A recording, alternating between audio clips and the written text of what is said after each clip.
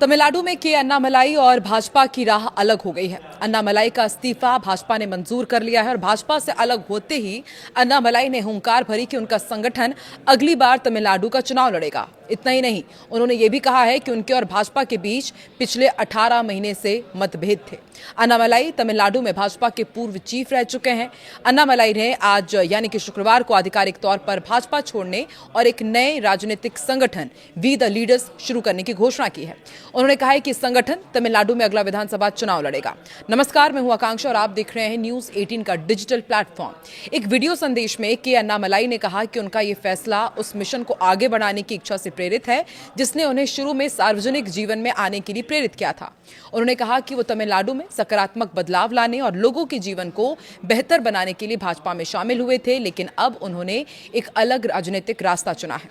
उन्होंने इशारा किया कि भाजपा के साथ उनके मतभेद पिछले 18 महीने से चल रहे हैं। प्रधानमंत्री नरेंद्र मोदी के प्रति गहरा सम्मान व्यक्त करते हुए अन्नामलाई ने बताया कि पिछले 18 महीनों में कई मुद्दों पर भाजपा के साथ उनके मतभेद रहे हैं।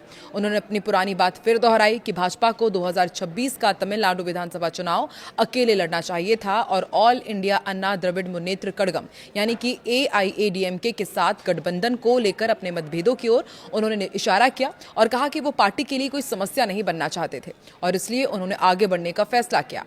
वी द लीडर्स के लॉन्च की घोषणा करते हुए अन्नामलाई ने कहा कि वो और उनका नया संगठन राज्य में आगामी चुनाव लड़ेगा। अपनी राजनीतिक यात्रा को अकेले लड़ी जाने वाली लड़ाई बताते हुए उन्होंने कहा कि तमिलनाडु की पहचान और आकांक्षाओं के प्रति प्रतिबद्ध रहते हुए अपने लिए एक नया रास्ता बनाने की वो कोशिश कर रहे हैं। पूर्व IPS अधिकारी ने कहा कि वो आम लोगों के साथ चलना चाहते हैं और जन कल्याण पर केंद्रित राजनीति पर ध्यान देना चाहते हैं। उन्होंने ये भी तर्क दिया कि राष्ट्रीय पार्टियां अक्सर तमिलनाडु के लोगों की भावनाओं और अपेक्षाओं को पूरी तरह से समझने में विफल रहती हैं। अन्नामलाई ने द्रविड़ मुन्नेत्र कड़गम और तमिलनाडु के मुख्यमंत्री जोसेफ विजय पर भी तीखा हमला किया। उन्होंने कहा कि राजनीति को किसी एक परिवार तक सीमित नहीं रखा जाना चाहिए। उन्होंने ये भी दावा किया कि सुपरस्टार रजनीकांत सहित कई प्रमुख हस्तियों ने उनसे राजनीतिक रूप से उनके साथ जुड़ने का आग्रह किया था, लेकिन उन्होंने अपना रास्ता खुद चुनने का फैसला किया। गौरतलब है कि अन्नामलाई ने बीते काफी दिनों से बीजेपी से इस्तीफा दिया था और भाजपा के राष्ट्रीय अध्यक्ष नवीन से उन्होंने मुलाकात की थी और पार्टी की प्राथमिक सदस्यता से उनका इस्तीफा आज स्वीकार कर लिया गया। इस साल होने वाले तमिलनाडु विधानसभा चुनाव से पहले अन्नामलाई ने राज्य में AIADMK के साथ चुनाव पूर्व गठबंधन करने के बीजेपी के कदम के कारण पार्टी के पदों से इस्तीफा दे दिया था। अब आपको बताते हैं अन्नामलाई कौन है और इतने चर्चित क्यों हैं। दरअसल अन्नामलाई कर्नाटक कैडर के पूर्व IPS अधिकारी रहे हैं। उन्होंने राजनीति में आने से पहले साल 2019 में भारतीय पुलिस सेवा से इस्तीफा दे दिया था। प्रधानमंत्री नरेंद्र मोदी से वो प्रेरित हुए और साल 2020 में वो बीजेपी में शामिल हुए और तेजी से आगे बढ़े। एक साल के अंदर ही उन्हें तमिलनाडु बीजेपी का अध्यक्ष नियुक्त किया गया, जिससे वो पार्टी के सबसे युवा राज्य प्रमुखों में से एक और राज्य में पार्टी के विस्तार प्रयासों में एक प्रमुख चेहरा बनकर उभरे। अब उनके इस्तीफा देने से, उनके भाजपा के छोड़कर जाने से उन्हें कितना नुकसान होगा, भाजपा को कितना नुकसान है, क्या संभावनाएं हैं, वो आपको समझाते हैं। देखिए, अब भाजपा की राज्य में युवाओं की पकड़ कमजोर हो सकती है। अन्नामलाई ने खुद को युवा, आक्रामक और साफ सुथरी छवि वाले नेता के रूप में स्थापित किया। सोशल मीडिया के साथ ही शहरी मध्यम वर्ग में उनकी अच्छी पकड़ है। युवाओं में भाजपा की पकड़ ऐसे में कमजोर हो सकती है। तमिलनाडु में भाजपा का सबसे बड़ा चेहरा के अन्नामलाई थे, जो अब खो सकता है। पिछले 4-5 साल में अन्नामलाई ही राज्य में भाजपा के प्रमुख चेहरे रहे।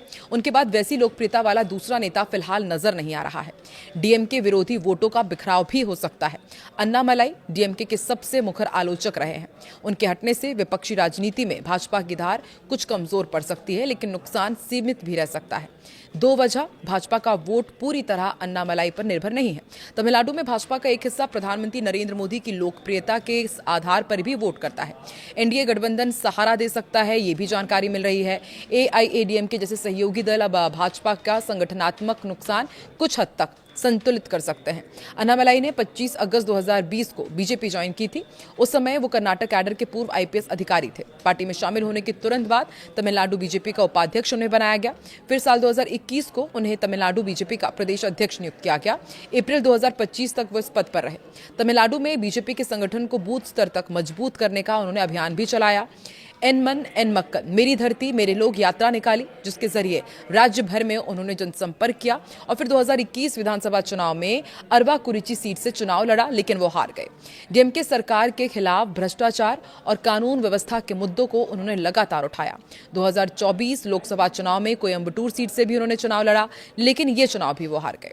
तमिलनाडु विधानसभा चुनाव 2026 में बीजेपी सिर्फ एक सीट जीत पाई, जबकि एक्टर विजय की 2 साल पुरानी पार्टी टीवीकी को 108 सीट मिली। ये डीएमके और एआईएडीएमके की कुल सीटों से ज्यादा रही। अन्नामलाई ने बीजेपी छोड़ा और कहा कि तमिलनाडु में वो नया राजनीतिक दल बनाकर तमिलनाडु में अगला चुनाव लड़ेंगे। इस पर आम आदमी पार्टी के राज्यसभा सांसद संजय सिंह की भी प्रतिक्रिया आई है। उन्होंने कहा है कि तमिलनाडु में एक प्रयोग सफल हो गया तो सभी को लगता है कि वो विजय थलापति की तरह चुनाव जीत जाएंगे। हो सकता है कि वो भी इस गलतफहमी के शिकार हुए हैं। भारतीय जनता पार्टी ने इस देश की जैसी हालत कर रखी है, तमिलनाडु में उन्होंने प्रयोग करने की कोशिश की, उससे भी एक नाराजगी उनके मन में रही हो। अपना प्रयास कर रहे हैं। तमिलनाडु में बीजेपी के पूर्व प्रदेश अध्यक्ष के अन्नामलाई की पहचान एक फायर ब्रांड नेता के तौर पर रही। उन्हें 2021 में तमिलनाडु का बीजेपी का अध्यक्ष बनाया गया।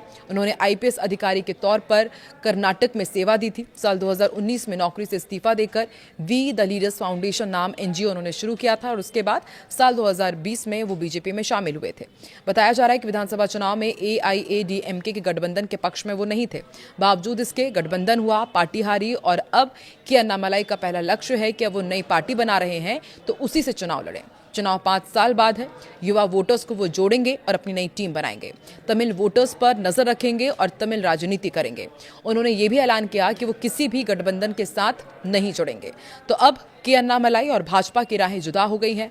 5 साल बाद इन राहों के जुदा होने का क्या असर आपको दिखता है कि क्या वाकई के अन्नामलाई एक नई राजनीति की शुरुआत तमिलनाडु में कर पाएंगे? कमेंट सेक्शन में अपनी प्रतिक्रिया जरूर दें।